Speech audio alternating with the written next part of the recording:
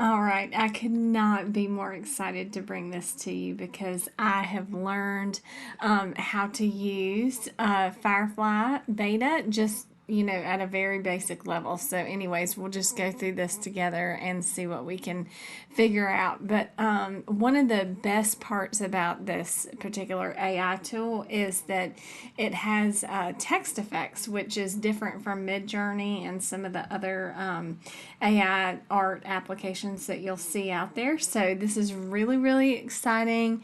It's lots of fun to play with. So, anyways, let's change this up a little bit. So first of all, over here on the left hand side, you can change this to be any word that you want it to be. So I'm going to change it to say Ashley, my name. And then I'm going to come over here and change the texture or whatever I want to have applied to it.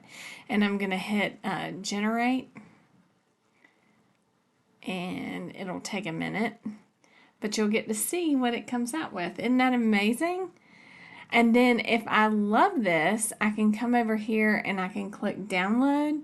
When I click download, it's going to add like a little watermark image in the bottom left-hand corner, but that's pretty easy to take out if you bring the image into Photoshop. So let's play around with this a little bit more. Let's say beach sand.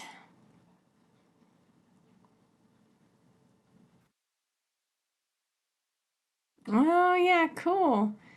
And so over here, you kind of start to see a little bit of loss, like where it couldn't fill in the particular effect very well. So I don't really know at this point how to fix that, but I do, but not in Firefly. I know how to do it in Photoshop. So, anyways, you might need to do a little bit of post image cleanup whenever you're doing these effects so that you can get your best result basically out of it.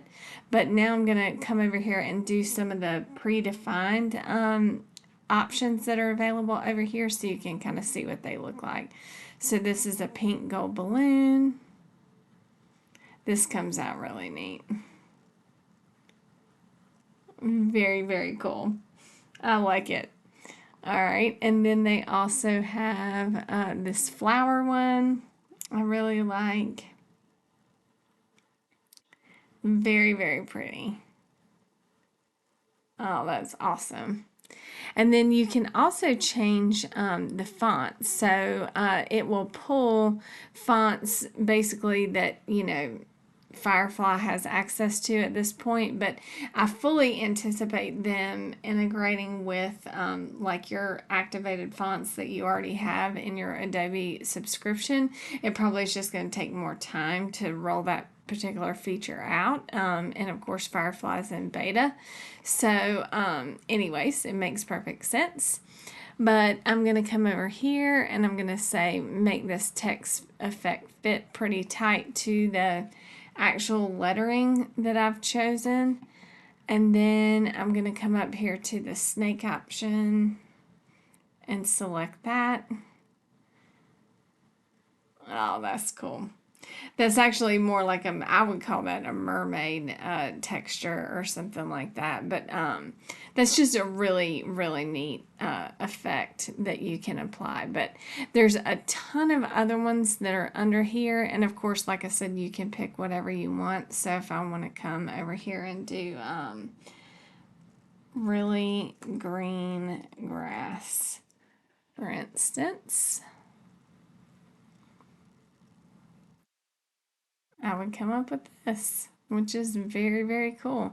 And then I can rate the results. So, one of the best things about AI that I enjoy is actually giving the feedback. If there's things that I see that are wrong with the image, I'm going to tell whichever program developer I'm working with. So if I'm using Midjourney, I would go over there and comment and say, hey, this is why this doesn't look right, or this is why this does look right. So I'm gonna say thumbs down on this one, only because the fill in the filled texture is not completely covering the letters. It's also inconsistent throughout the design. So this is really what Adobe needs to hear from graphic designers.